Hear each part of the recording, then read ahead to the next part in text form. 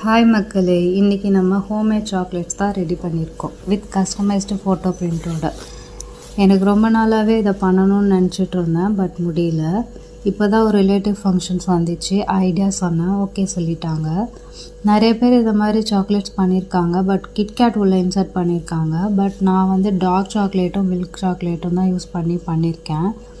ஏன்னா நார்மல் சாக்லேட்ஸை விட இது பேபிஸ் ஹெல்தி இல்லையா. ஸோ டாப்பிங்ஸாக நட்ஸு ட்ரை ஃப்ரூட்ஸ்லாம் யூஸ் பண்ணியிருக்கேன். அண்டு ரேப் பண்ணுறது கூட பார்த்திங்கன்னா பட்டர் ஷீட்டில் தான் ரேப் பண்ணி போட்டிருக்கோம். ஸோ உங்கள் வீட்டு ஃபங்க்ஷன்ஸ் எதுனாலும் நம்மக்கிட்ட சாக்லேட்ஸ் வாங்க மறக்காதீங்க. அண்ட் ஒன் மோர் சஜஷன், பேபிஸ்க்கு இதை மாதிரி ஹோம்மேட் சாக்லேட் டார்க் சாக்லேட்ஸ் கொடுத்து பழகுங்க.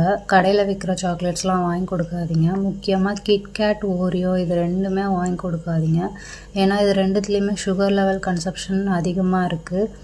பேபிஸ் வந்துட்டு இதை சாப்பிட்டாங்கன்னா ரொம்ப அடிக்ட் ஆகிடுவாங்க. அப்புறம் வேறு எதுலேயுமே அதுங்களுக்கு கான்சன்ட்ரேஷன் போகாது.